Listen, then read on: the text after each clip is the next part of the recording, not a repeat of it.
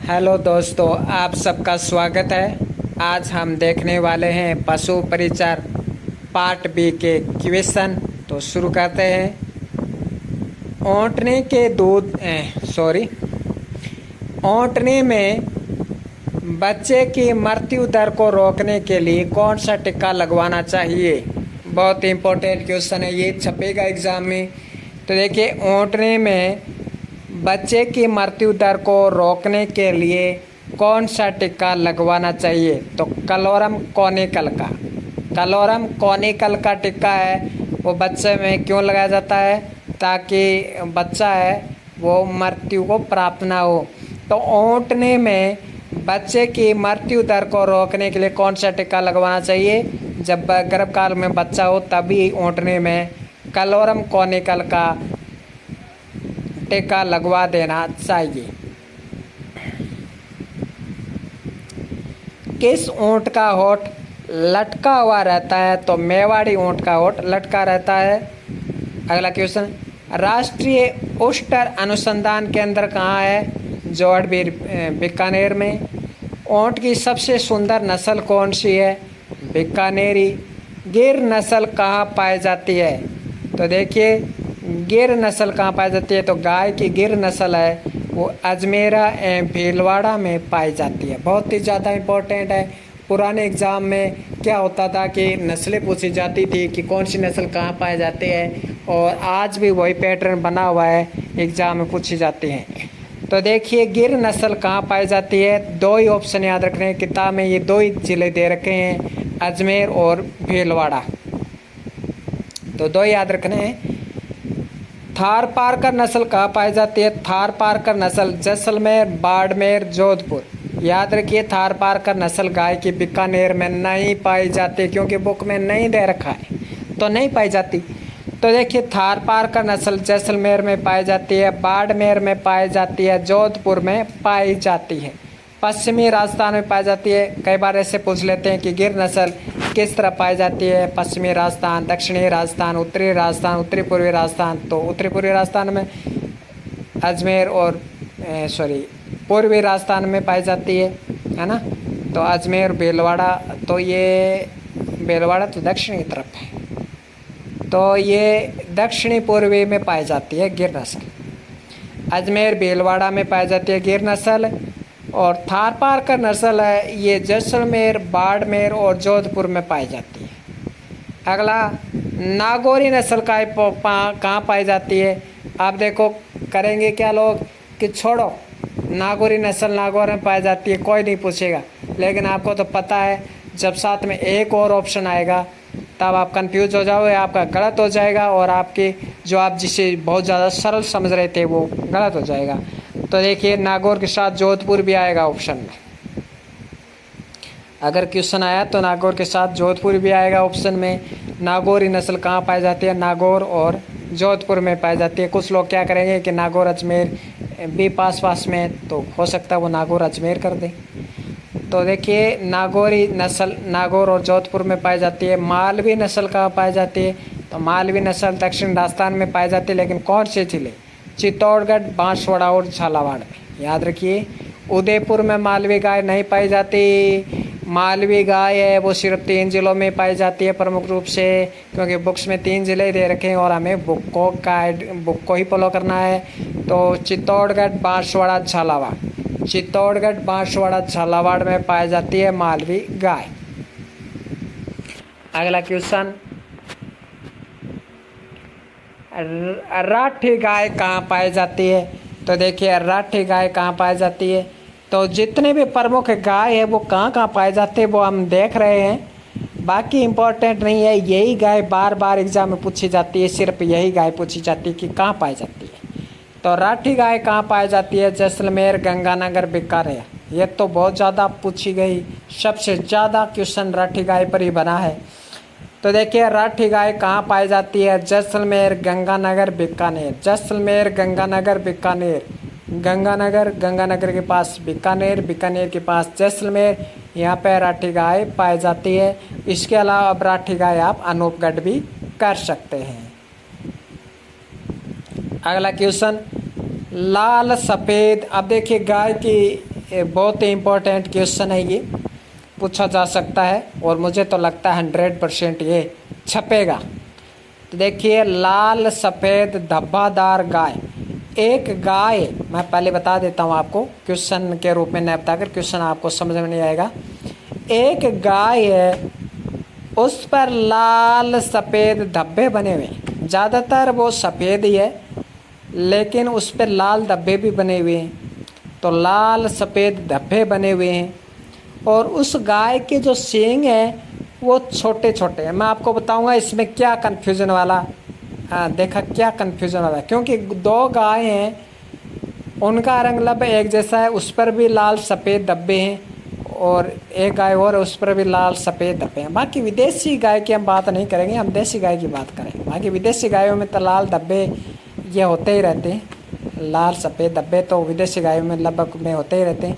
लेकिन हम बात कर रहे हैं देसी गायों में, देसी गाय हमसे पूछी जाएंगी तो लाल सफ़ेद धब्बा होते हैं, उसमें छोटे छोटे सींग होते हैं और गल कंबल भी होता है। तो वो गाय कौन सी है? Option A Jersey, option B Rathi, option C Gir, option the Thar Parker.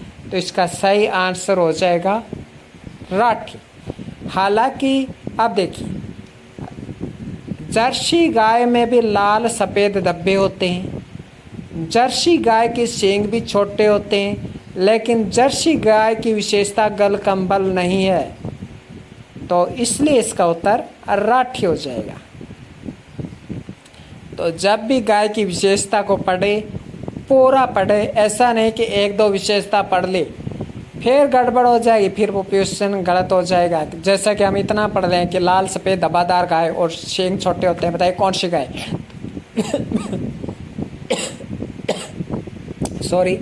तो फिर वो जर्सी और राठी दोनों हो जाएंगे, लेकिन साथ में गल कंबल भी दे दिया तो फिर ये राठी हो जाएगी। अगला है सुमेलित कीजिए। तो देखिए, पहली बात तो ये कि ये सभी आपस में सुमेलित हैं, पहले से ही सभी आपस में सुमेलित हैं। और देखिए, भैंस की विशेषताएं, जब भी देखिए भैंस की विशेषता से संबंधित आपसे क्वेश्चन पूछा जाए, वैसे अगर विशेषता से संबंधित क्वेश्चन पूछा गया ना, तो या तो बकरी से पूछा जाएगा या भैंस से पूछा जाएगा, इन दो से ही पूछा जाएगा, बाकी किसी से नहीं पूछा जाएगा। तो देखिए, भैंस से जब भी विशेषता पूछी जाए ना, तो की पॉइंट याद रखिए। की पॉइंट कैसे?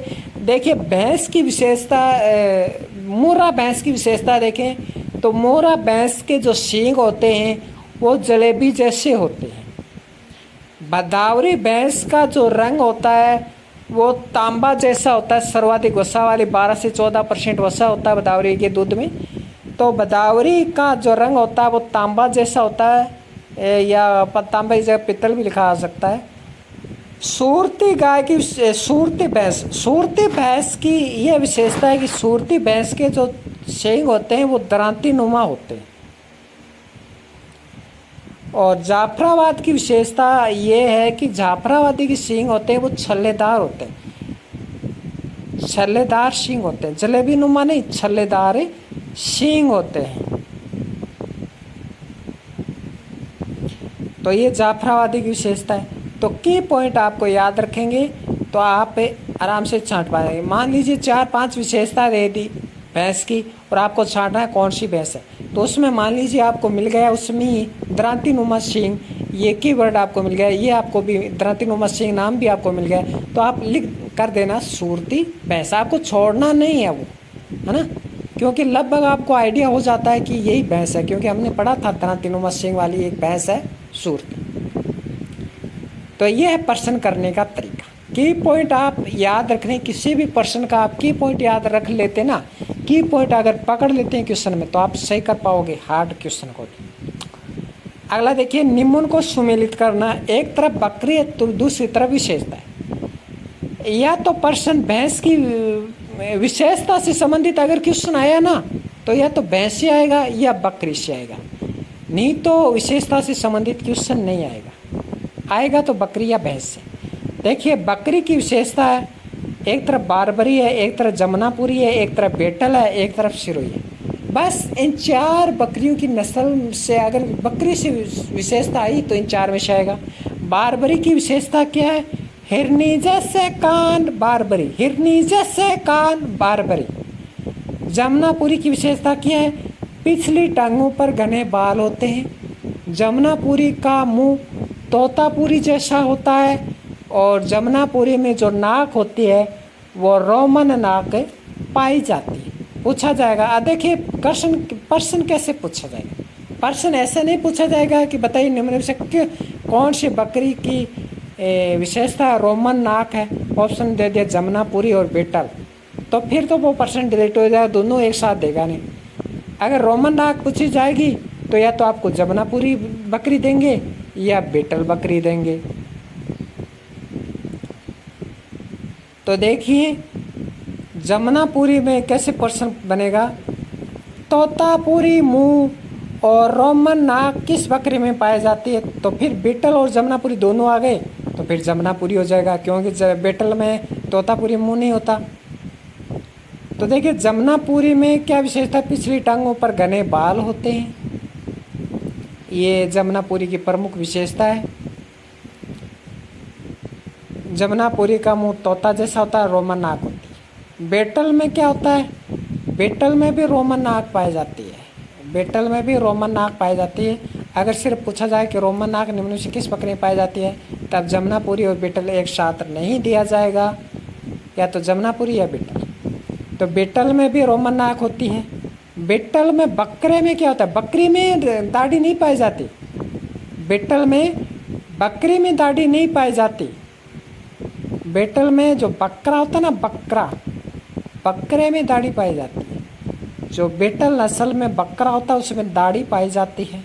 पूछा जा सकता है निम्न से किस बकरे में दाढ़ी पाई जाती है, किस नस्ल, तो किस नस्ल के बकरे में दाढ़ी पाई जाती है? फिर ऑप्शन देगा बारबरी, जमुनापुरी, बीटल, सिरोही, तो ऑप्शन हो जाएगा बीटल।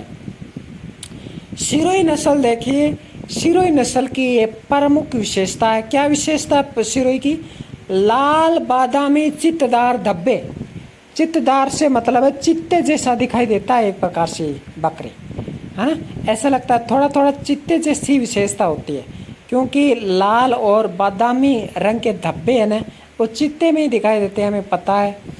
तो सिरोही में बकरी में क्या होता है? लाल बादामी चित्तदार धब्बे, यानी चित्ते में जो जैसे चित्ते जैसे धब्बे होते हैं ना, चित्ते में जैसे धब्बे होते हैं, चित्ता टाइगर में जैसे धब्बे होते हैं ना, वैसे धब्बे से होते हैं इस सिरोही बकरी में। तो लाल बादामी चित्तदार धब्बे वाली बकरी। सीधा क्वेश्चन आ जाए कि लाल बादामी चित्तदार धब्बे वाली धब्बा किस बकरी की प्रमुखता विशेषता है? ऑप्शन है बारबरी, जमुनापुरी, बीटल, सिरोही। तो क्या कर देना है? सिरोही कर देना है। बकरी की सबसे लंबी नस्ल पूछे, सबसे लंबी बकरी, तो वो जमुनापुरी है, सबसे सुंदर जमुनापुरी। और बादामी लाल चित्तदार वाली बकरी है सिरोही बकरी। रोमन नाक और बकरे में दाढ़ी बीटल और बारबरी के हिरनी जैसे कान बारबरी। अगला क्वेश्चन देखिए,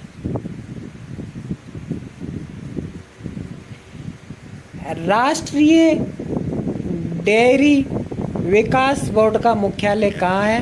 तो आनंदपुर गुजरात में है। और राष्ट्रीय डेयरी विकास बोर्ड का मुख्यालय कहाँ है? आनंदपुर गुजरात में। स्थापना 1965 में हुई थी। अगला क्वेश्चन, भारतीय डेयरी निगम की स्थापना 13 जनवरी 1970। अगला question, national live stock mission की शुरुआत कब हुई? तो 12वीं पंचवर्षीय योजना में हुई, नेशनल लाइव स्टॉक मिशन। अगला क्वेश्चन, ऑपरेशन फ्लड का ऑपरेशन फ्लड का दूसरा चरण कब से कब तक चला? तो जुलाई 1978 से 1985 तक। ये श्वेत क्रांति का ही एक ऑपरेशन है, ये श्वेत क्रांति का ही भाग है, वर्गीज कुरियन जनक है। और ये श्वेत क्रांति कब चली थी? 1970 में चली थी, उसी का भाग है। और 1970 में ही ऑपरेशन फ्लड चला था। ऑपरेशन फ्लड 1970 से 1995 25 साल तक चला था, 3 चरणों में चला था। दूसरा चरण है ये जुलाई 1978 से 1985 तक है। 1985 में कोई भी महीना है वो छोड़िए, लेकिन जुलाई 1978 जरूर याद रखिए, जुलाई भी साथ में याद रखिए। अगला क्वेश्चन, गाय भैंस के बच्चे कितने महीने के होने पर टीका लगवाना चाहिए? तो जब गाय भैंस के बच्चे 3 महीने के हो जाए तब टीका लगवाएं, और भेड़ बकरी में 2 माह में टीका लगवाएं। पशुओं में कौन सा रोग होने पर कंधे की मांसपेशियां एवं पुट्ठे की मांसपेशियों में सूजन आ जाती है? ब्लैक क्वार्टर, और पशुओं में पिछली टांगों में काला खून आता है। ब्लैक क्वार्टर, इसमें BQ का टीका लगाया जाता है। BQ का मतलब ही होता है ब्लैक क्वार्टर, और प्रमुख रूप से BQ का ही टीका लगाया जाता है। और भी टीके लगाए जाते हैं, लेकिन प्रमुख रूप से BQ का टीका लगाया जाता है। जैसे कि हम बुखार होने पर कई प्रकार की गोलियां ले लेते हैं, लेकिन हम प्रमुख रूप से क्या लेते हैं? प्रमुख रूप से हमें एस्प्रिन की दवाई लेते हैं, क्योंकि एस्प्रिन ही प्रचलित है। कौन सा रोग होने पर पशुओं के नाक से, कान से, गुद्दा से, योनि से रक्तस्राव आता है? तो एंथ्रेक्स रोग में आता है, और एंथ्रेक्स रोग में पशु का पोस्टमार्टम नहीं करते। और एंथ्रेक्स रोग ऐसा रोग है जो मनुष्य से, ठीक है, तो एंथ्रेक्स रोग में पशु के नाक से खून आता है, कान से खून आता है, नाक से खून आता है, कान से, गुद्दा से, योनि से खून आता है। और जब एंथ्रेक्स रोग में पशु का पोस्टमार्टम किया जाता है तो उसका गुद्दा भी सूजा हुआ दिखाई देता है।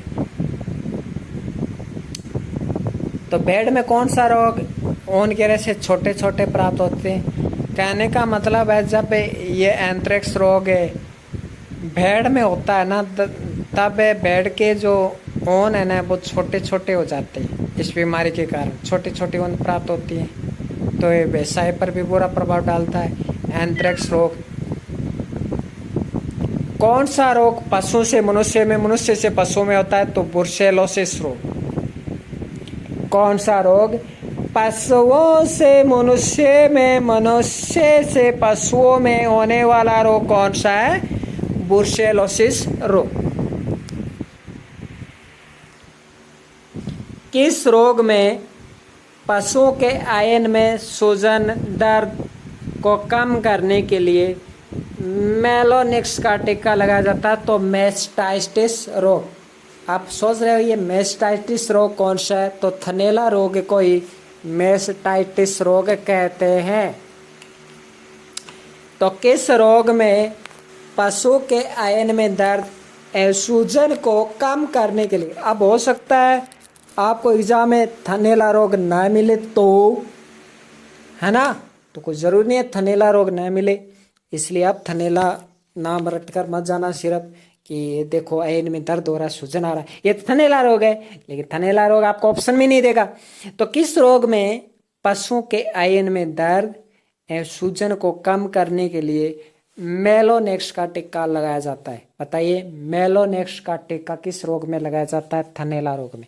वेरी इंपॉर्टेंट, मेलोनेक्स का टीका थनैला रोग में लगाया जाता है।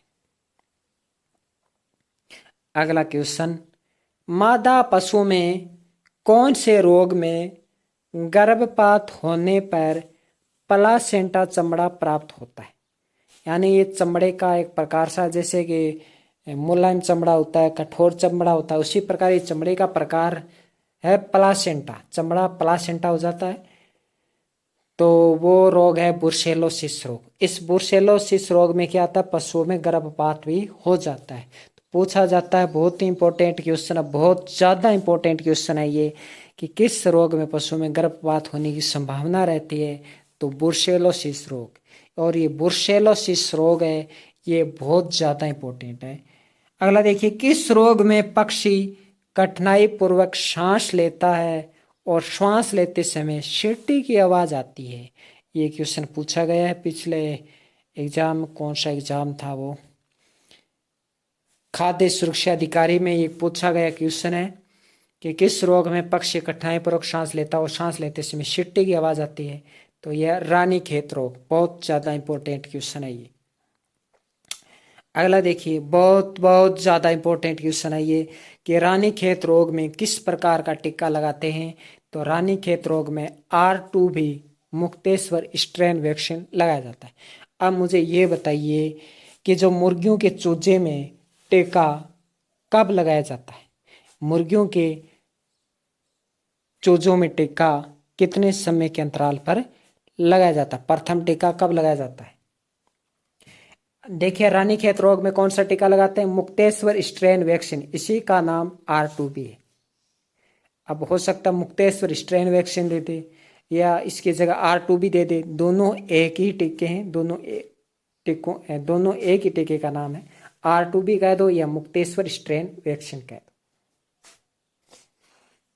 अब ये मत कह देना कि R का तो मुक्तेश्वर बनता ही नहीं, कहां से बनेगा ना, ऐसे नहीं करना है। आगे देखिए,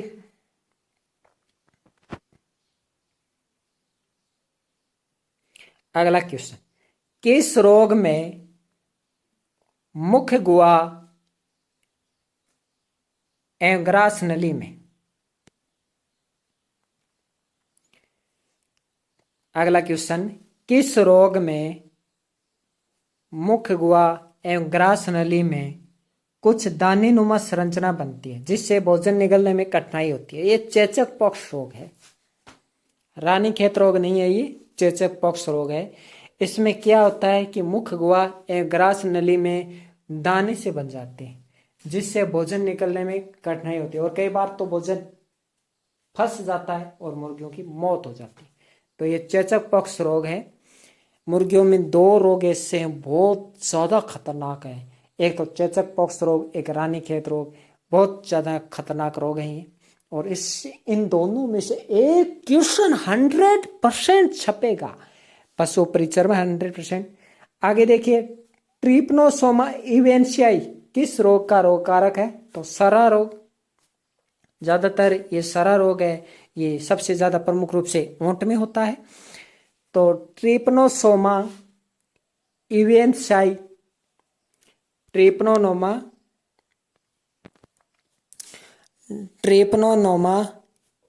इवेंशियाई रोग का रोग कारक कौन सा है? सरा रोग। तो किस रोग का रोग कारक है? ट्रिपनोसोमा इवेंशियाई। तो ट्रिपनोसोमा इवेंशियाई सरा रोग का रोग कारक है। अगला देखिए, क्लोस्ट्रीडियम सोवियाई, यह आपको मिल सकता है। क्लोस्ट्रीडियम सेप्टिक रोग कारक किस रोग का है? लंगड़ी बुखार का क्लोस्ट्रीडियम सोवियाई। आप क्लोस्ट्रीडियम याद रख लीजिए, काफी है।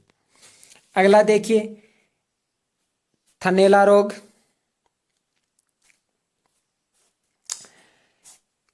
स्ट्रेप्टोकोकस एग्लेक्सिया किस रोग का रोग कारक है? स्ट्रेप्टोकोकस एग्लेक्सिया थनैला रोग का रोग कारक है। अगला क्वेश्चन, पशुओं में कीटोसिस रोग किसकी कमी से होता है? तो पशुओं में कीटोसिस रोग रक्त में ग्लूकोज की कमी से होता है। रक्त में ग्लूकोज की कमी होने से कीटोसिस रोग होता है। पोस्ट पास्चुरेट हीमोग्लोबिनूरिया किसकी कमी से होता है? ये फास्फोरस की कमी से होता है। तो फास्फोरस की कमी से कौन सा रोग हो जाता है? शरीर में फास्फोरस की कमी हो जाए तो पोस्ट पास्चुरेट हीमोग्लोबिनूरिया रोग हो जाता है। अगला क्वेश्चन, आज का लास्ट क्वेश्चन, मिल्क फीवर रोग किसकी कमी से होता है? कैल्शियम की कमी से, और इसकी कमी से हाइपोक्लेशिया रोग हो जाता है। हाइपोक्लेशिया रोग हो जाता है मिल्क फीवर में। यह रोग एकमात्र ऐसा रोग है सभी रोगों में जिसमें तापमान, पशुओं का तापमान घटता है। पोस्ट पास्चुरेट हीमोग्लोबिनूरिया रोग फास्फोरस की कमी से, कीटोसिस रोग रक्त में ग्लूकोज की कमी से, स्ट्रेप्टोकोकस एग्लेक्सिया थनैला रोग का रोग कारक है, क्लोस्ट्रीडियम लंगड़ी बुखार, ट्रिपनोसोमा इवेंशियाई सरा रोग का रोग कारक है, और मुख्य गुहा ग्रस नाली में दानेनुमा संरचना बन जाती है जिससे भोजन निकलने में कठिनाई होती है। चेचक पॉक्स रोग मुर्गियों में कठिनाई होती है इसमें। तो आज के लिए इतना ही, धन्यवाद। सेशन अच्छा लगा हो तो लाइक ज़रूर कीजिएगा।